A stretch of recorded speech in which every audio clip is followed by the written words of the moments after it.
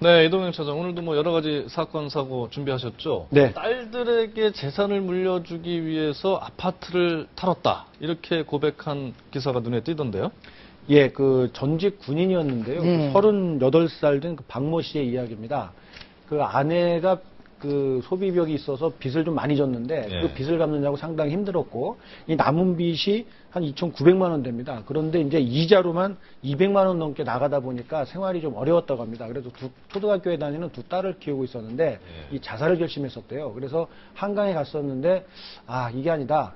그 내가 차라리 아이들에게 무언가라도 좀 남겨주자라고 생각해서 판단한 게 이 강도짓이었습니다. 그래서 남의 물건을 훔쳐서 이거라도 아이들에게 남겨주고 가자 이런 결심을 했다는 사연인데 이 동아일보에서도 어제 이 부분을 많이 취재를 해봤는데 빚이 이렇게 많지는 않았거든요. 2,900만 원이면 물론 이제 많다고 도 할 수 있겠습니다만 본인이 되게 건강하고 전직 군인일 정도로 이 신체와 건강 상태가 다 좋았는데 이 돈 때문에 강도 행각을 했다는 게 좀 납득이 좀 되지 않아서 저희 동아일보에서는 기사하지 않았는데 몇 개 신문에서는 오늘 이렇게 안타까운 사연으로 이렇게 다루고 있습니다. 네.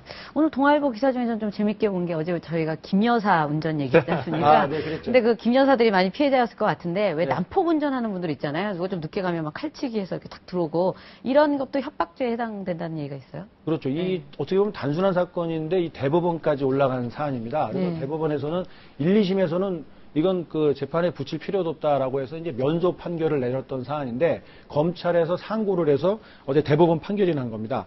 이 상대 뒤에 오는 운전자들의 진로를 아주 그 위험한 상황에 몰아가면서까지 방해를 한다면 단순하게 도로교통법 위반만이 아니라 그 과태료 처분만이 아니라 그 협박죄가 가능하다. 이런 판결을 내린 겁니다. 그래서 경찰에서는 앞으로 이 단순하게 그 진로를 방해하는 것 이외에 뒤에서 뭐 이렇게 상향등을 올리는 분들 있잖아요. 심하게 쫓아가면서 욕설을 한다든가 내리라고 한다든가 뭐 이렇게 꼭 과하게 상대방 운전자를 위협하는 행동을 단속할 계획이라고 합니다. 굉장히 겁나요. 고속도로 운전하는데 실제로 뒤에서 막 쫓아온다든지 붙어서 오는 사람이 그렇죠. 있고 이렇게 그렇잖아요. 끼어들게 하면 굉장히 겁이 나요. 서로 좀 양보하는 운전이 좀 필요할 것 그렇죠. 같습니다. 그런 분들 정말 협박죄에 걸리지 않도록 조심해야 되겠고요. 네. 그 나는 새도 떨어뜨린다고 했던 이후락 전 중앙정보부장의 아들도 이번에 그 횡령죄입니까? 그렇습니다. 몰락했다 이런 기사가 예. 있던데.